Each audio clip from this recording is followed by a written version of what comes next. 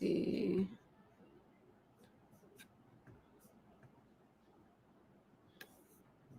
Night streaming.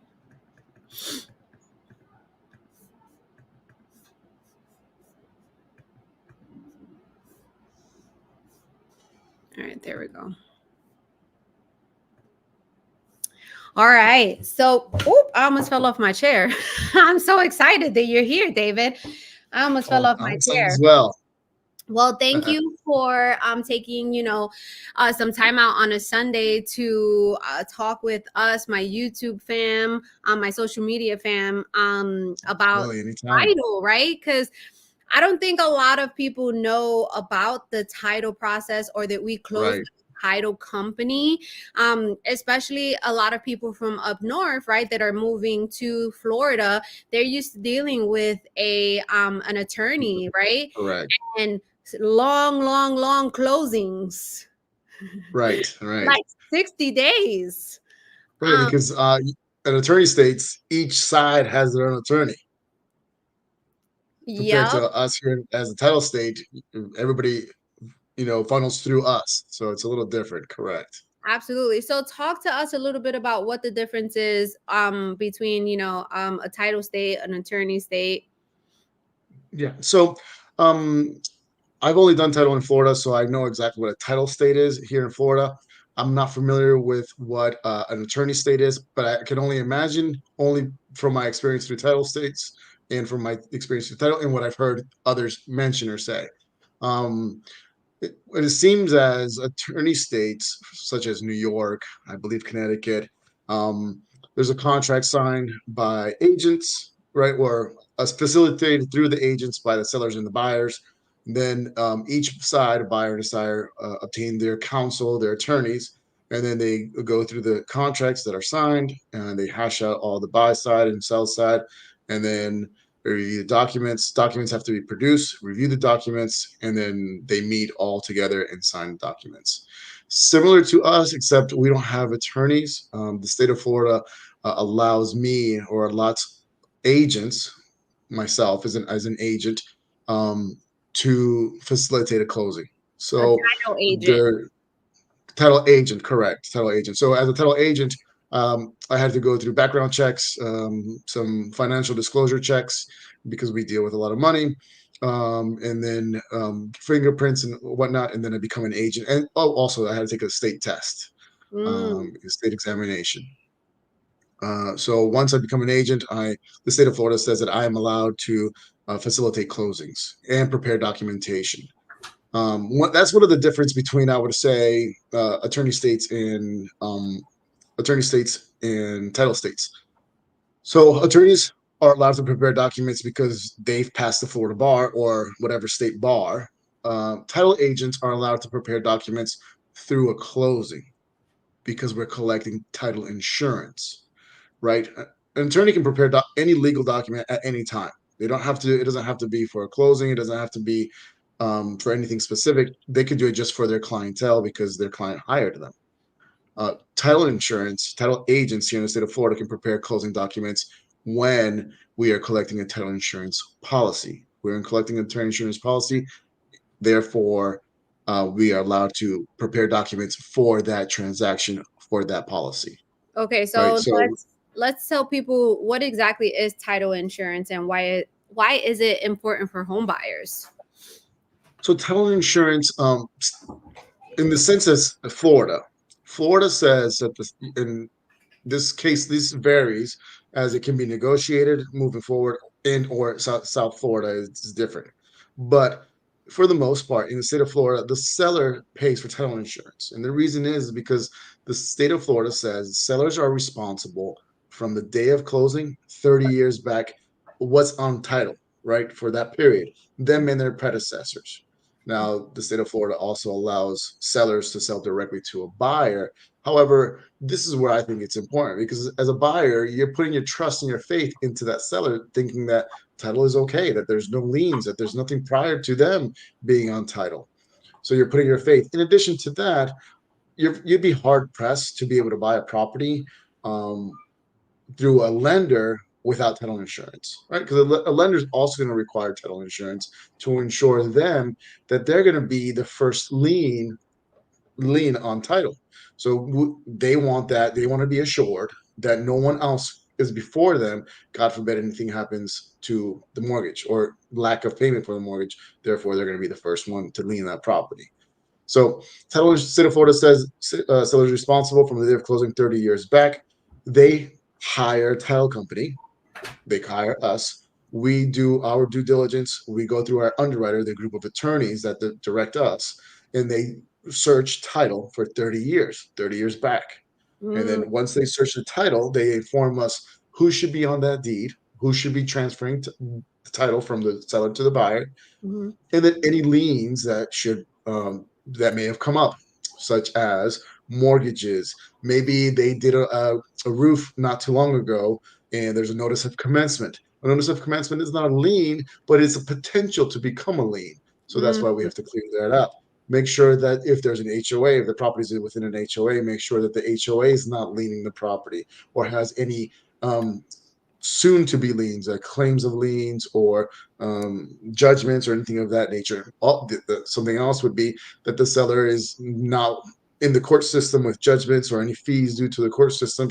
In addition to that, maybe if they owe child support. So you just want to make sure that the Oh, property is, all that is going to be on the title search? oh yeah, oh yeah. If Wow. the The seller, court is if like, the, listen now, if you trying to make money and you haven't paid for your child support, trying to oh support yeah, the kid, right? We gonna get that money one way or another. I didn't even know that part. yeah, child support is on there. So child support can be on there. Federal tax liens can be on there. If it's your homestead property. So yeah, any work that has been on there, contractors. What else? Would a HELOC be on there? A HELOC would be on there. Absolutely. I actually, interestingly enough, I had a closing that was supposed to be on Friday, this past Friday, that the seller put a HELOC, refinanced the HELOC 7 days prior to our closing. So No. therefore, I couldn't close on Friday because they told us. Therefore, I had to go to our underwriter, the group of attorneys that inform us and dictate what we must do. Um, I informed them of this information. They came back to me and said, "Well, I can't do anything until it shows recorded in public record, right?" Because I like to think recorded in public record is like our little storybook, or how the story informs us what happens with that title or with that search, right? So our underwriter informs us that we can't do anything until it comes back from public record as recorded. And it hadn't come back as of Friday, and they did it a week ago. Wow. So Oh, it delayed closing. So imagine how the buyer feels. Yeah.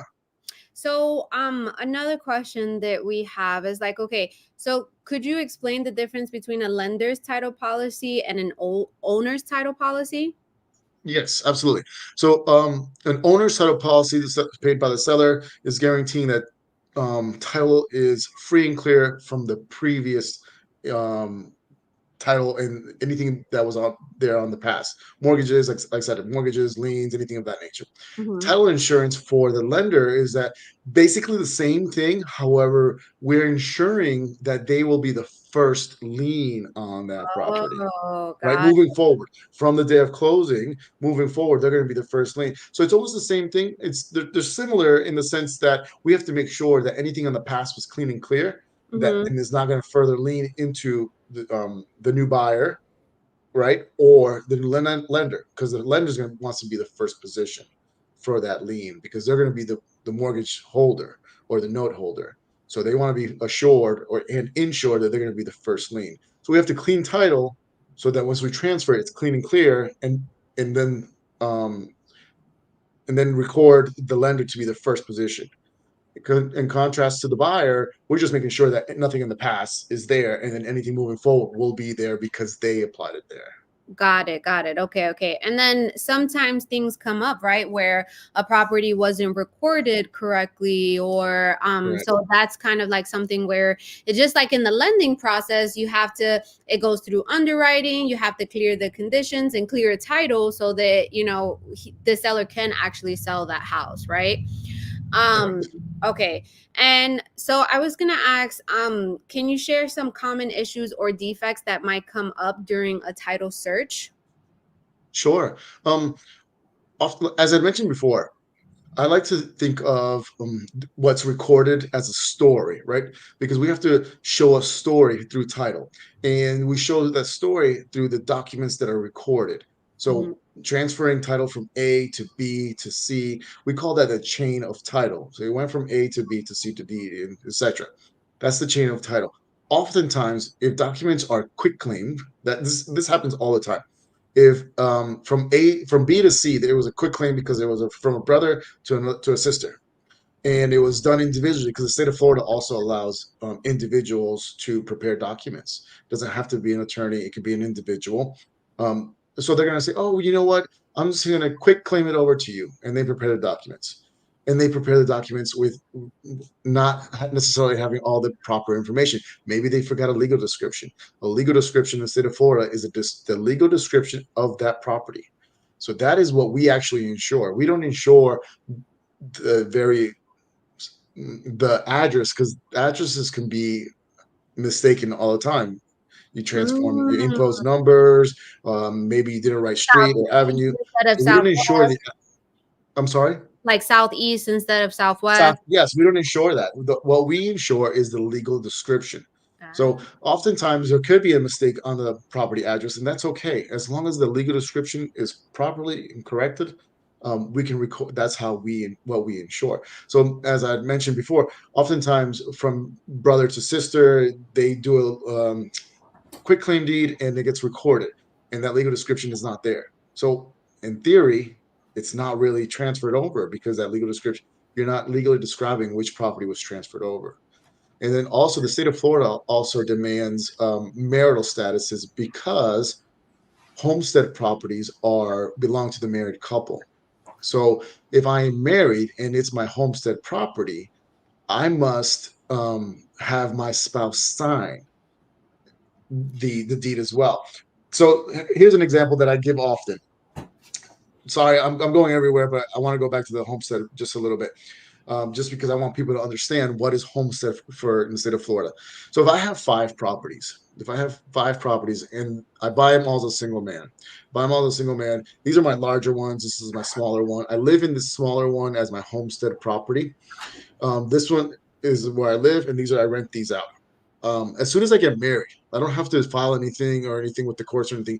As soon as I get married, and this is my homestead property filed with the county, this becomes the married couples.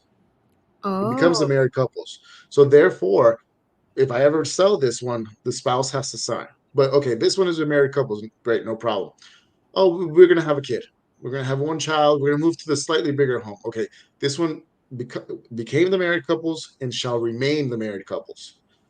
Right. Then we transfer to this one. We transfer homestead to this one because it's slightly bigger. We're going to have kids. So now this one is the homestead property. This one becomes the married couples. So now these two properties are the married couples. Now, it's hard for me as a title company, depending on how far back the difference is. Like this one's 10 years ago and this one's 2 years ago. It's hard for me to say that, oh, yeah, this one's your homestead property. Your spouse may sign. I wouldn't, it's hard for me to know that, right? I'd have to go through years and years and years and look at records and when you got married and this and that. So it's hard for me to say that. But in theory, by law, this one was and remains, and this one also is the married couples. Oh, we're gonna have another kid. Oh, guess what? We're gonna have twins. So let's move into the slightly bigger one. So now we make this one a homestead property. In theory, all three of these will become the homestead, will become the married spouse, this married couple's house. Oh, okay. Yeah. So, These can be single. okay. So even if someone buys, okay, so if somebody buys an investment property, right? Their spouse doesn't have to sign. No, no, no, no. They don't Only have to homes sign. that Correct. primary. It's only for houses that are tended to be homestead property. But back to the cloud or the mistake on title. So if there's the legal description could be a title common title issue, right? Legal description, so they got to be corrected. And then marital statuses can also be a common title issues on quick claim deeds. So for instance, if it doesn't if they don't disclose if they're married or not, now I don't know if they're married or if their spouse needed to sign. If you are married, if I have an investment property, and if I am married, However, it's not the spouse's because it's an investment property. I just have to put a clause in there saying not my homestead property. Therefore, I do show that I'm married. However, it's not my homestead property. Therefore, my spouse doesn't have to sign. So Okay. that can be an example of a issue. Now, how would you know if someone is married? Like, is that something that, like, let's say they are married, they don't talk to their spouse, right? But they want to buy a house and they put on the application, they tell the title company that they're not married. Like, how do you as a title company find that out?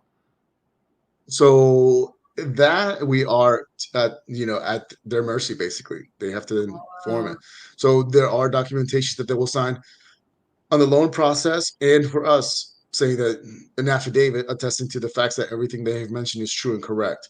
So if anything does come up in the future, discrediting or challenging their marital status, they informed us and saying they attested to the fact that that information provided to us was true and correct. So it would be them lying to us and having to commit perjury, or got it. commit a felony because they lied to us and whatnot. So Yeah, because I had a client, I actually had a buyer who um he was legally married, but they were mhm, not talking, right? He yeah, wasn't in her good graces. So he couldn't buy the house because she no, had to sign a document, right? So yeah, we couldn't close or do anything. yeah. And the reason is because in the state of Florida, homestead property being belonging to the married couple, it doesn't is not she didn't have to sign to say that the loan was hers. She had to sign because homestead property is state of Florida is homestead state. She had to acknowledge and show that and understand that what even though she wasn't the lender or the borrower, Mhm. there was a mortgage on the property, right? So there was a mortgage on the property. He's responsible. All that belongs to him, but because he is married, if something was to happen to him, the property will automatically go to her.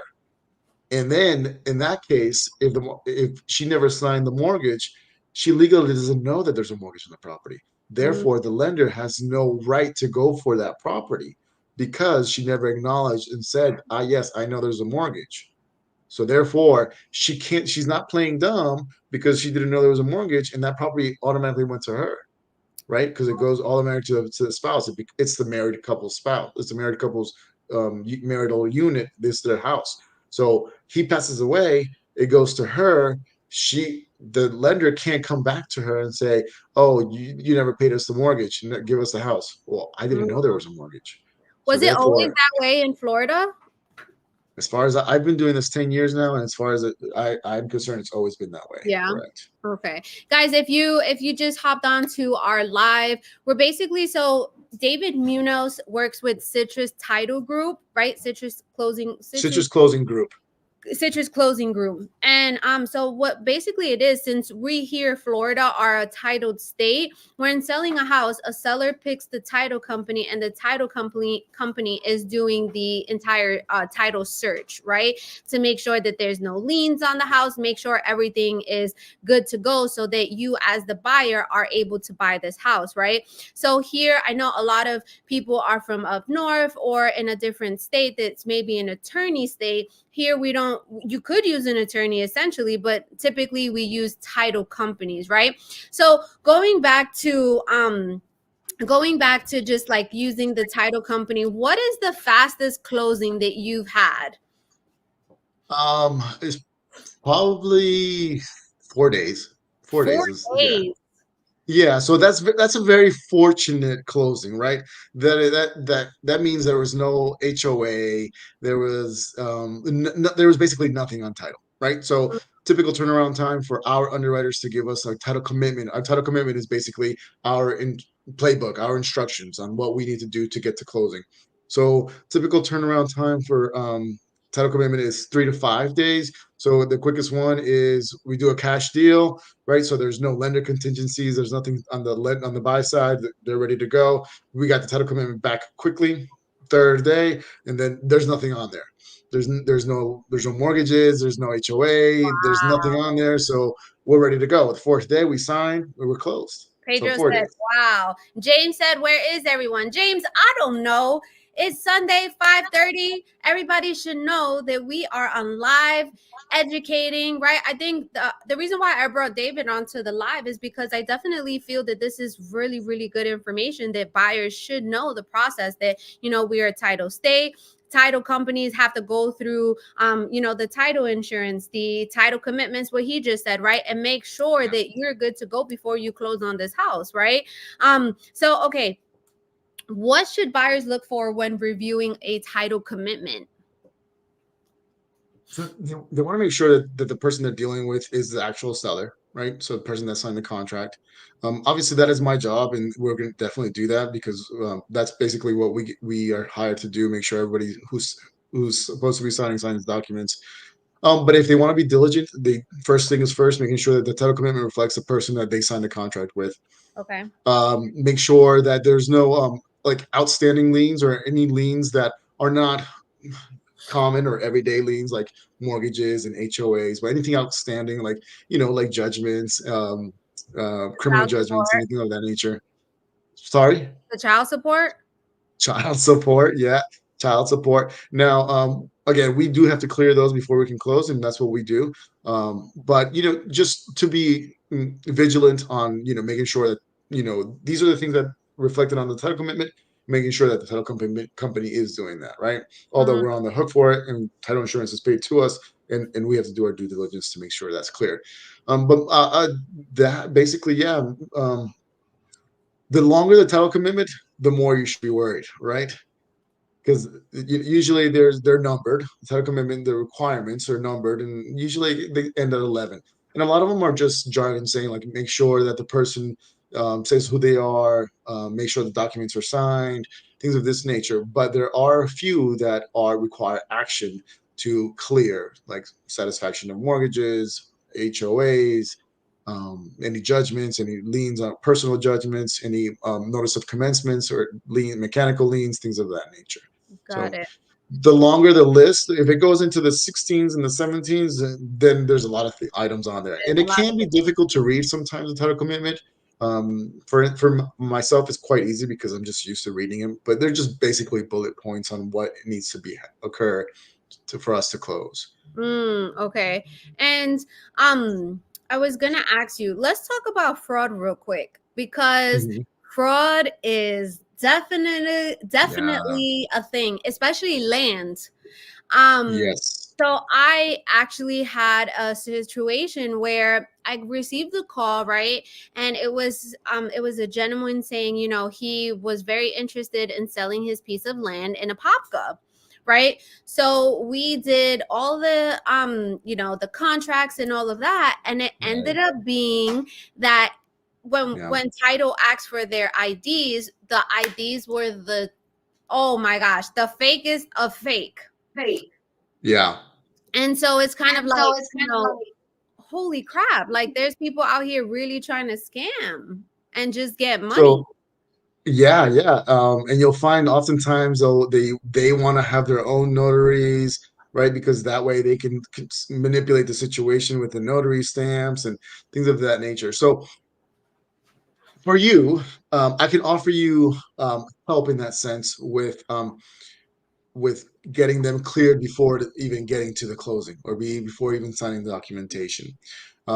We can help you with that because oftentimes we can, the best way, the absolute best way to mitigate this is what's called a RON signing. So a remote online notary, right? Mhm. Very similar to this, but there will be a notary there, and then we would go over the documents and we can sign. However, before we even get to this point of that RON signing, you have to show a government ID, you have to provide a social, and you have to answer questions, random questions that are attached to your social from like 10, 15 years ago. I've done it several times now because I had to be a witness. And there's questions on there that I even second guessed myself. I was like, wait a second, did I have that car? Or did I live there? Or yes, this is my aunt. How did they even know this is my aunt? Oh yeah. So that's the best way of mitigating that because they have to be on camera, right? And we're all going to be there. And then they have to verify their identity with several markers, right? Government ID. So that's the best way. None of this sending me, oh, send you the documents and they'll find a notary. Can't. That's not the best. Yeah. That can't happen. That's No. an easy way for them to. And I've been this down this route. I've also been down this route where they we sent them documents, and this is before. This is at the very beginning of where this became like a serious issue when the first phase of it started coming out, maybe 7 years ago, Mm. and it just didn't. It didn't make sense. Nothing was clicking in the right direction. So then we canceled the transaction, fortunately. Yeah. So it's like, I feel there's so much things a buyer's agent has to do, a listing agent, right? Because it's kind of like we're the middleman in between the lending and the title company, right? Because Correct. we need to make sure that we're all on the same page, because Absolutely. lending, you have, if they're fine, if the buyers are financing, you need to make sure that you are balanced with the lender. So can we talk about that? Correct. Like, what does balancing with the lender mean? Yeah. So generally, so for me, if we're gonna close next Friday, this past Friday, I wanted to have everything ready. I wanted to have everything ready. I'm gonna send out statements for everyone to review so that we have this following week to get everything coordinated, sign documents, to get coordinated, to schedule the signed documents and whatnot. At that moment in time, I'm also reaching out to the lender. And then the lender saying, "Hey, we're ready to go. Here are my figures, right?" And those figures entail anything that have to do with title and the closing. The only thing that it doesn't have are the fees or the fees from the lender. I don't have those fees because they have to give them to me. I have fees for the HOA. I have fees for the seller's payoff of their mortgage. I have fees if there was anything due because there was a roof done and I had to pay them. Fees for if the seller has to pay commissions and transaction fees. I have all of those fees. The only Mm-hmm. thing that I am pending at that moment in time would be the lender fees, right? Because I don't have those. So at that moment in time, a week prior, I send our fees, what we've collected throughout the process, to the lender. At that moment in time, the lender should send me their fees, right? I input their fees in conjunction with our fees, and we go together. And then once out my fees, and then they also input our fees with their fees. And once our fees balance, right, because we should reflect the same, right? My statement should reflect the same as their statement. It should all be the same. That's balancing, right? Mm. So they gave me their fees. I input them in my sheet. I give them our fees. They input it in our sheets. And when our both of our sheets are compared, our CDs, our closing disclosures are the same. That's balancing. Got it. Okay. Okay. So Yeah. yeah, that's, and I thought that was a perfect point to make up, is because I feel like a lot of people think that agents are just showing homes and all this other stuff, but there's a lot of background things that we do, right? And like I mentioned, we're always making sure that everyone is on the same page. And of course, hiccups happen, and if sometimes buyers lose their job right before closing, right? Or things like Seen that. that. Have you ever had like a scenario where you were at right at closing, it was closing day, and either the deal just fell apart or the seller just was like, I don't want to sell the house anymore, or something like that? Like anything extraordinary like that? So yeah, I've actually seen both of those scenarios. I've seen where the seller refused to sell and sign, and I've seen where the buyer actually lost their job 2 days prior to. And that's a very, very sad situation. I actually just recently saw one this past Friday where the buyers had all of the funds except where they had their funds allocated, the lender did not recognize them.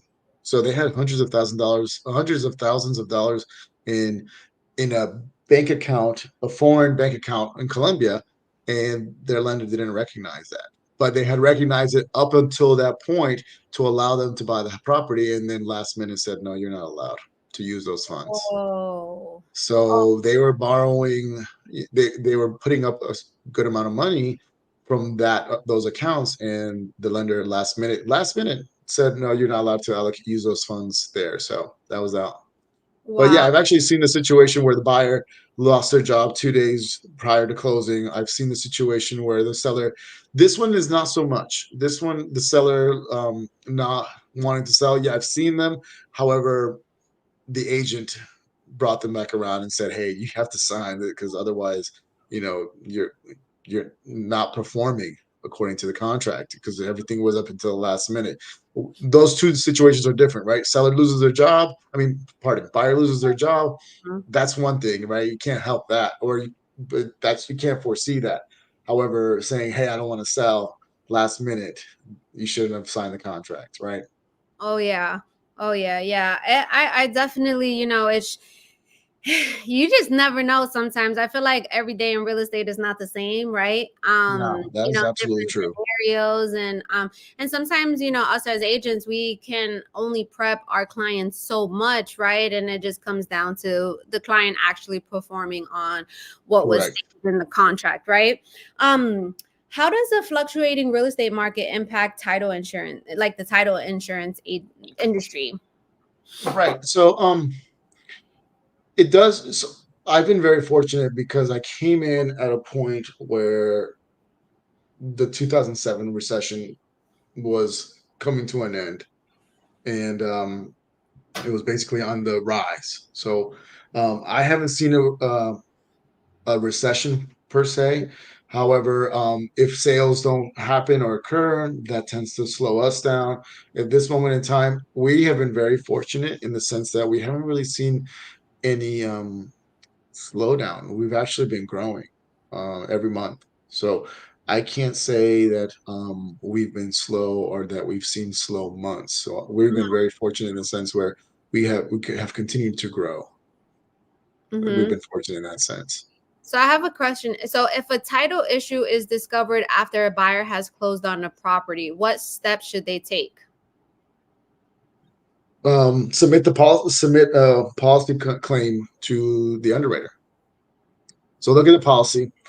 In that they usually get a policy 4 to 6 weeks after closing, right? So after closing, they should get a manila folder with that policy. Save that. Um, then usually towards the back of that policy, there's a way of making a claim, and then you would make a claim that way. So, yep, and it should be corrected either with documentation or funds. Mm, okay. Okay. Yep. Yeah, because we had a recent where one of my sellers was still getting the bill for 2024, and it was just something that we had to reach out to the title company and just get that addressed, and it wasn't, necessarily a big deal. Pedro said, but in the case you lose your job, can you still make the closing later, get a new job, or no? No. So if you are financing and you lose your job and it's still you haven't closed on that house, you're not going to be able to close. No. That is not my stipulation. Those are lender stipulations, right? Lenders. So each lender will have their set of criteria that they have to meet according to what they want to do for that client or what their lending criteria is. So generally speaking, for lenders, being employed and staying employed throughout the process. Once you close, they can't do anything about it. But up until the point of closing, being employed is one of their conditions that they must meet. So yeah. So what documents do you need from buyers when they're under Generally, contract? for us, the buy side is very easy for us because we're basically making sure that the sellers say who they are, right? So we are verifying the identity of the seller because we're transferring title from the seller to the buyer. So we have to make sure that those sellers say who they say they are who they say they are. Um, and then we're mostly making sure that the sell side is the one that we're getting documents. For instance, on a buy side, if it's a cash deal, if there's no loan lender on the buy side, the buyer signs 4 or 5 documents and it can all be electronically signed. There's Mhm. no verification really. In theory, I'm not saying that, nor am I suggesting this, but in theory, we could put title into a cat's name. Good luck selling it or doing all the legal documentation, but it could go into a cat's name or a dog's name. So it would be very difficult um, to sell or do anything with that property. But in theory, you could. I'm not suggesting it, nor will I ever do that. But that I'm just saying theoretically we could do Yeah. that. Okay. So Okay. yeah. Well, you brought us some really good information. I definitely do appreciate it. I always want Absolutely. to just provide as much value to my people, my family, on social media, just so that they know, right, that we're a title state. Most likely, we're going to be closing with a title company, right? If you're financing, we're all in connection. We're all a team at the end of the day, and we want to get you to the closing table. And the closing table could either happen in your house, right, a notary, or you can go to an office and sign, and then you evolve in real estate. But thank you so much, David. I really, really appreciate you taking Absolutely. time My out. pleasure. Thanks for having me. Of And course. anytime, I'd be happy to help. Yes. Bye.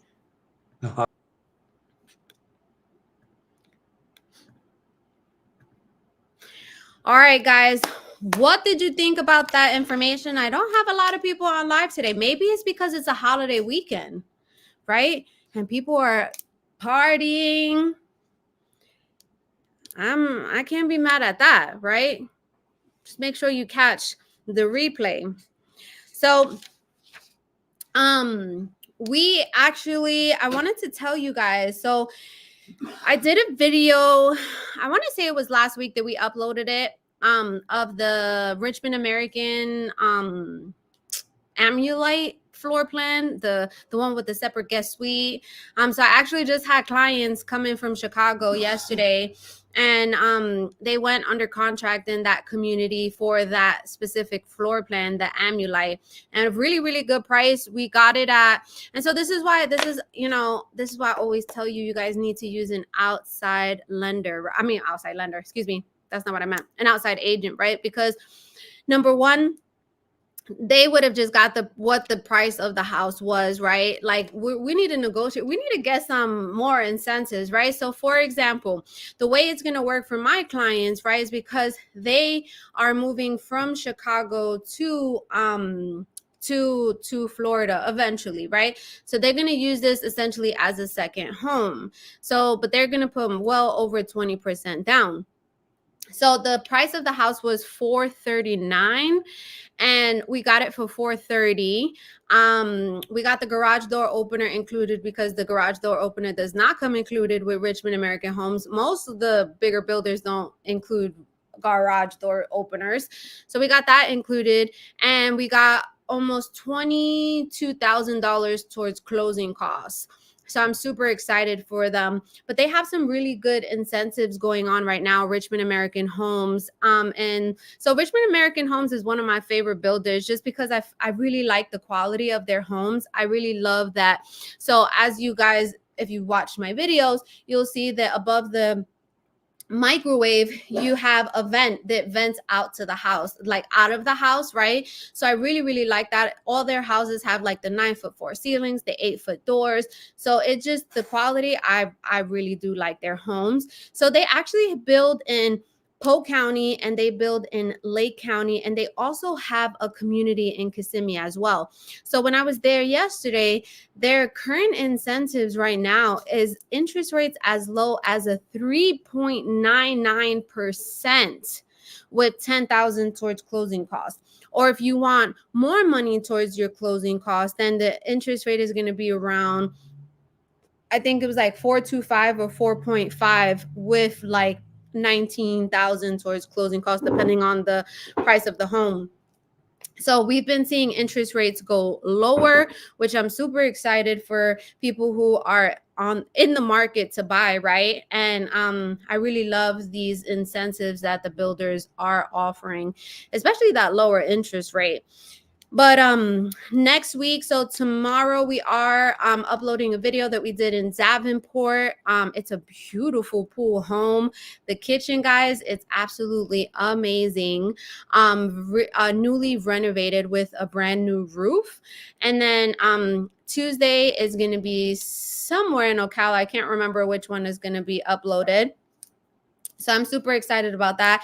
If you guys haven't, let me try to put this in the chat.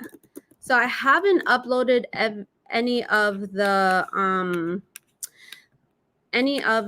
lifestyle videos just yet. So it's just been, August has been a really, really hectic month. with the kids starting school and everything like that. So I'm gonna put this in the chat so that you guys can definitely go ahead and subscribe to Sunshine State Living. Hold on. Let me see if I could do it. Yeah. So this is going to be the one for Sunshine State Living. Like I said, I don't have any of the videos active publicly yet, but I will get to that this upcoming week. Also, we are going to be adding another video in the mix, probably starting in October, is going to be Luxury Thursdays, so that you guys can see these beautiful houses. And as I say, you can't afford it now, but you land the dream position, or you open up that successful business, or you go ahead and, I don't know, that video goes viral on social media and you become a social media king or queen, then I got you, right? Pedro said, you bet everyone is out on vacation. I think that's what it is. I really do, because we definitely have a lot more engagement in here, a lot of more people, right? Tina said, are there any new homes with lanais and pools? Yes, it just depends. So let me know like where you're thinking about it, right? So most of the homes, like let's say in like the Polk County or Central Florida, like Davenport, Haines City, Claremont, Kissimmee, right? The newer homes, like they're not going to come with the pools, right? Unless you're building from the ground up and then you add the pool if they have a pool package, right? Because not all builders provide a pool package. And if they don't provide a pool package, then you're going to have to wait to add the pool after you close. Sometimes, honestly, it's a lot cheaper to add the pool after you close because you're paying a premium when you're building the pool with the builder. Now, there are some new construction homes in like the Denellen, Ocala area that come with a covered lanai and a pool. But with those prices, you're looking into like maybe the $700,000-$800,000 price range. So I did drop the link in the comments so that you guys can go ahead and subscribe to that lifestyle channel, Sunshine State Living. Let's get that up and going. Like I said, I'll make the videos public, well, at least one this week. Rose said, I enjoy your videos. Thank you guys so much. You guys know that I absolutely love y'all. I love doing this for you guys. Sorry that I couldn't come on last week. Something happened, so I wasn't able to go on live, but I definitely missed you guys. Pedro said, thank you for showing homes that are realistically affordable. Does no good to buy a home that only to lose it down the road. Yeah, absolutely, right? And I feel like affordability is very different for everyone, right? So I definitely try to show homes in different price points. But I do want to, show some really nice luxury homes that we have here in Florida. They're really, really nice. So that's going to be in addition to the videos I'm already creating and uploading onto my channel, because I don't want to be in as cliche as it may sound, like I don't want to be in a box, right? I want to help everybody evolve in real estate. So like I said, the luxury videos are just going to be in addition to during the week, and so that we can see those beautiful homes. Billy, thank you so much. Yes, we need to go ahead and get that channel for the subs. We're super, super blessed. Right now, what we have, you guys know that we're trying to get to 10,000 subscribers by October. So it's already September and we have 7,794 subscribers. We could do it. We could do, even if it's the end of October, okay? Janet said, new subscriber here. Your videos are great and very informative. Thank you. Of course, Janet, I always say in my videos that I want to provide as much value as I possibly can. I want to make you guys savvy consumers, right? So that's why I brought on a lender, I brought on an inspector, I brought on, a title company, just so that, because real estate, it's so many different moving pieces, right? And my goal is to just show you guys that we do a lot as agents. And I can't speak for any other agent. I could just speak for how I work. And I just had a situation this past week, which was very, very, very frustrating. So as you guys know, we have our buyers, all of our buyers sign buyer broker agreements, right? We're in a committed partnership. I got you, right? Type thing. And so I had a call this week, and I was already going to be in Ocala. So he's like, I really want to see this house. It was actually the house with, that was priced at $299 with the ceramic tiling, right?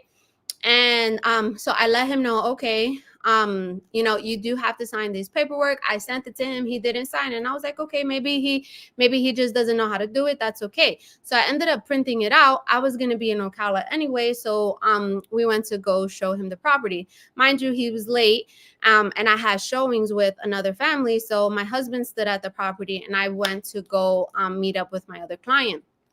So he ends up showing up and my husband's there. My husband's like, hey, you have to sign this. Regardless of if you use us, if you use another agent, you have to sign a document so that we can show you this house. Like, that's just, ever since August 17th, nobody's playing those games. Nobody's trying to get fined for anyone, right? And so he would not sign the document. And we were like, sorry then. I mean, it is what it is. We cannot show you this house without this documentation. And that's just, I was frustrated, right? Because I gave him the benefit of the doubt in the sense of maybe he just doesn't know how to do it, right? It was late when he reached out to me, and I was very accommodating because he was like, I really want to go see this home tomorrow, blah blah blah. So I was very, very frustrated. But this is just kind of like, okay, like a FYI, we're not doing that. we a document has to be signed. So John said, thank you for that information. Absolutely. Rose said, total income 50,000 a year. Can I get a home loan? I mean, people get home loans on $50,000 a year. It just depends on a whole bunch of different other factors, like did you file your last 2 years of taxes if you're a W-2? What's your credit looking like? What's your debt to income ratio looking like, right? So every file is different. And so that's why I always say, when I do Monarch School of Real Estate, I hope you guys enjoy that. I really hope you guys enjoy Monarch School of Real Estate. That is my baby.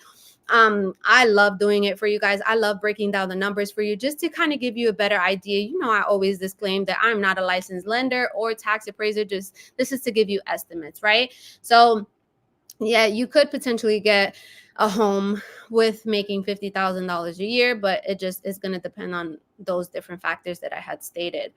Tina said, is the home insurance true in the Ocala area? Thank you for your information and videos. Yeah, so home insurance is very, very, very low. So I had clients close on new construction homes in Ocala, about $900 for the home insurance for the year. I just have another client that we're about to close in a few weeks, and she has an older home. She's going to purchase an older home. I think it was built in 2008. And her homeowners insurance is going to be about $1,300. So it's it's fairly low. Janet said, hoping to relocate to Florida. When we are ready, I will reach out to you. Thank you so much. I really appreciate it. I just had a really, really emotional closing on Friday. Man, I was her third realtor. She almost lost all hope. And I'm gonna actually bring up her her review that she left us. I was so grateful for this. Let me read it to you. Let me bring it up. Guys, if you have a Winn-Dixie around you guys, if you like crab legs are $7.99 a pound until today. So I don't know what time Winn-Dixie closes. Let me see. Hold on. So we were eating crab legs yesterday. Hold on. I want to read it to you, and then I'm going to tell you guys a story.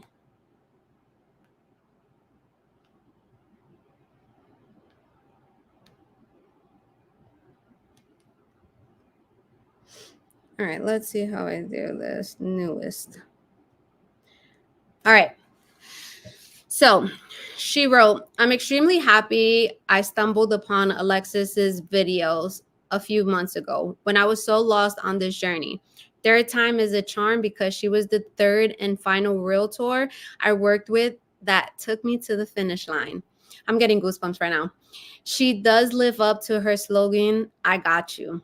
She was always there fighting for my family and I. We successfully closed on 8/28. Was it 8/28?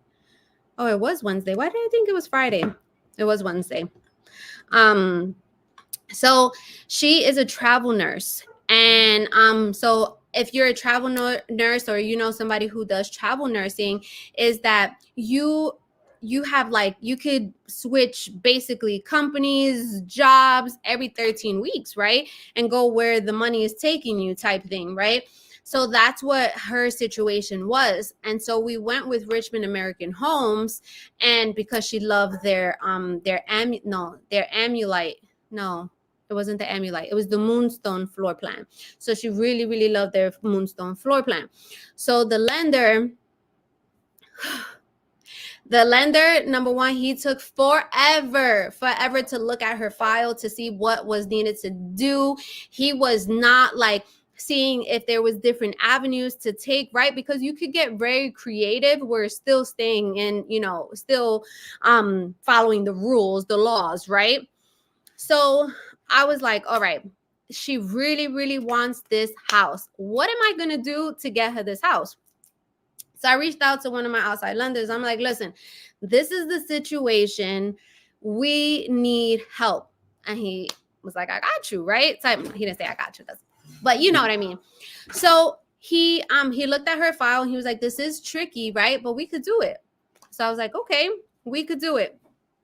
So I went back to the builder and I'm like, listen, she got denied through your lender. So we still need incentives and we're going to use an outside lender. And that's what we did. So she still ended up getting, so the house was priced at 415. It was priced at 415,000. We got it for 400,000, and she still got $16,000 towards closing costs without using the builder's lender, because she went through the process that she needed to do to try to get pre-approved with the builder's lender. And this is why I always say, like, there's always, I want to go through A through Z and maybe, I don't know, Z plus or something, right? I don't even know if that's, I'm just made that up right now, to see what we can do. I feel like when there's a will, there's a way, as cliche as it may sound, right? And then of course, not every situation happens like that where we're super successful in that stuff, right? Because some builders are like, sorry, can't do anything, but I'm going to fight till I can, right? So I'm blue in the face to try to get you the best deal. So we ended up using the outside lender. We got her 15,000 off the purchase price of the home. And no, I don't think it was 415. I think it was 410. Now I'm trying to think. I think it was 410. We got it for 400. We got 16,000 towards closing costs, right? The only thing that we cannot do is we wouldn't be able to get a special interest rate because the special interest rate is tied to that lender, right? So, but my client was okay with that. She wasn't worried about that. So she was just happy that she was still able to get 16,000 towards closing costs and still use an outside lender who was able to approve her and get us to the finishing line. It just so happened as well is that the home got appraised at 408 or 409. I can't remember off the top of my head. So she already went into her house with instant equity. So I'm so, I really, really love, she's not the only person who has said that, in the sense of, you really do got us, right? Like, and when I say I got you, I really do got you, right? And like I said, it may not be the smoothest freaking transaction. There may be a lot of bumps in the roads, right? But the point is getting to the finish line and fighting through those obstacles, right? Like, I got you either way. Again, it may not be, some transactions are extremely stressful. Oh my gosh. It's like, wait, what happened, right? What came up, right? But it's how you go through those, how do I say this? It's like my coach told me a story in the sense of, and I might be butchering this stuff, no pun intended. So the cows and the buffaloes, right? So when there's a big storm, the cows are running away from the storm, right? And the buffaloes are like headed straight into the storm because they know that if they head straight into the storm, that they're going to get out of the storm the quickest, right? Where the cows are probably losing their breath, and the storm is chasing them basically, right? And the buffaloes are going through that storm because they know that they're going to get out quicker. So I guess I'm a buffalo. I'm a buffalo. um you welcome, Ro. Theo said, have your ducks in a row, be ready for business. Absolutely. Absolutely. It's not, this business is not easy. I've had clients who, were like, I love you and all this other stuff. And then they're like, oh, well, no, I didn't know that you service this area, and I was working with another agent already and all this other stuff. And it's just like, okay, but that's okay, right? Because that's that scarcity mindset that I don't have. I'm just like, all right, I have an abundance mindset, and that people who really want to work with me are going to rock with me till closing, and even after then. You know how many Thanksgivings I'm going to this year with so much different ethnicities, and that's what I'm most excited about. If you didn't know, I'm a foodie. I love food and I love different cultures. So if we invite me to Thanksgiving or something, invite me to the cookout, because I am there, right? So it's just to show you that, even when a lot of people love me on YouTube and things like that, and maybe they go with different agents, I'm not for everyone, right? And that's okay. That's okay. Am I perfect? No. If I mess up on something, or I'm gonna so sorry. Let's do, we're gonna correct it, right? So yes, you're invited to ours, girl. I can't wait. I can't wait. Oh my goodness, the culture, I can't wait. Um, Tina said we would need an in-law suite, but many of the bathrooms have tub shower combo. Is it possible to have walk-in shower only? Will builders work with you? So if it's a builder who's an inventory, like a spec builder, they are not going to make any changes. So, I mean, you could essentially go ahead and buy a house with a shower tub combination, and afterwards go ahead and just take out the shower, take out the tub and just put it a shower. That's gonna cost you about $10,000, right?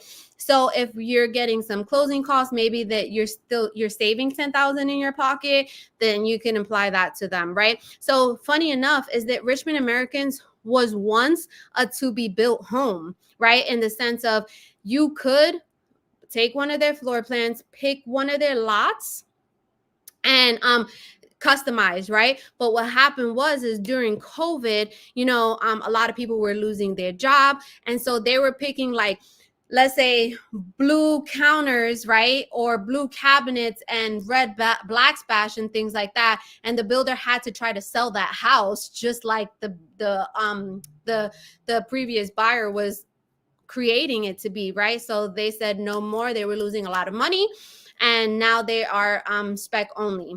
So there are homes where you do have an in-law suite that you could build from the ground up. So there's some builders like, okay, Pulte Homes builds from the ground up, where you can customize. And actually, Pulte Homes, I have clients who are closing in a 55 and over community in Winter Garden in November, and it's Pulte Homes, and that process has been amazing.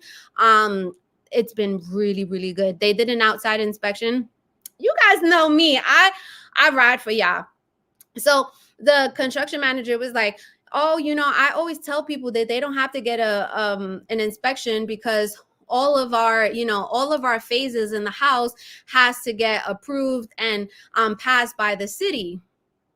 You guys know that I was like, not my clients, right? Like, we no, because remember when the house I was telling you that they didn't even put any insulation in the attic, and that got passed by the city inspectors and got the CO? No, what we're not going to do is we're not playing that game. So my clients already laughed at me. She was like, we good, right? But although, they're really, really, really good and diligent, I really did like that process. Okay, so it's Pulte, Lancy Homes does to be built. Taylor Morrison in some communities do a to be built. Miranda Homes does a to be built. I'm trying to think. I'm pretty sure that there's others that I can't really think about right now. And then of course you have the custom builders. Thank you, John. Hi from Brazil. Yes. Central Florida. Yeah, so Central Florida is my main area in the sense of like I'll do Ocala, all the way down to Tampa and even into Parish because we've sold homes in Parish and Riverview. I've even sold a home in Punta Gorda. So it honestly depends, right? And I'm looking to build a team right now as well. So yeah, I'm pretty sure eventually we'll be all over Florida. But in the sense of in case we're not just yet, then I definitely have partner agents, not necessarily under my team, that can help you. Rose said, yeah, I was thinking about that. I would love to see a home with a walking tub where I can sit down and let the water just hit your body. Smile. Yes. Absolutely. Like there's so many just different floor plans. And my husband and I were talking the other day, and I show a lot of like Davenport and Haines City and things like that. And just because I definitely do like the prices, but we're going to start going into like Claremont and Mineola and Apopka. We've already shown the Everby community with Pulte Homes in Orlando, really good location right next to the airport. So for clients who are, they travel a lot, that might be a perfect community because how close the airport is. Janice said, we are in New Jersey and biggest concern is schools. We have a middle schooler and a high schooler. Thank you for all your info. Yes. So I feel like schools are definitely different from Jersey, New York to Florida. I mean, I was born and raised in New York and I graduated in Staten Island. I would say is that although there's some really good schools out here, right? And depending on the location is where you're gonna have like your A-rated schools, like for the most part, like Winter Garden, Windermere has really good like A plus, like the rating itself is A plus. Seminole County, it has really high rated schools as well. What I would say in the counties that don't maybe have the best ratings is always take that with a grain of salt in the sense of, I remember my kids went to one school in Claremont and it was rated a C, and it was one of the best schools that they went to, right? But we also have like a lot of charter schools here as well, like magnet charter schools that you can look into. Most of them are on a lottery-based system, right? But you definitely have options. Because I have a client coming from New York as well. They're in the process of selling their home in New York. And at first, their main concern was in the sense of like going into a really good school district, but after kind of seeing the prices of the homes and things like that, she was like, so she wanted to check out a different area where she found the perfect house for her and her family. And she was like, I'll look into the charter schools, or I'll just put him in private school. So that's always an option as well. Well, I absolutely love you guys. I don't even know what we're doing tomorrow. Probably working. I know tomorrow's Labor Day. I gave my assistant off. I'm like, take the day off, go to the beach, live your best life. I don't know necessarily what we're doing, but definitely stay tuned to the Monday and Tuesday. We have the first video in Davenport on Monday, and then Tuesday we're gonna have an Ocala video. I love you guys. I hope you guys have a safe Labor Day, and we'll be on next Sunday live streaming as well. And let me know if you guys have any questions. You can just reach out to us, and till next time.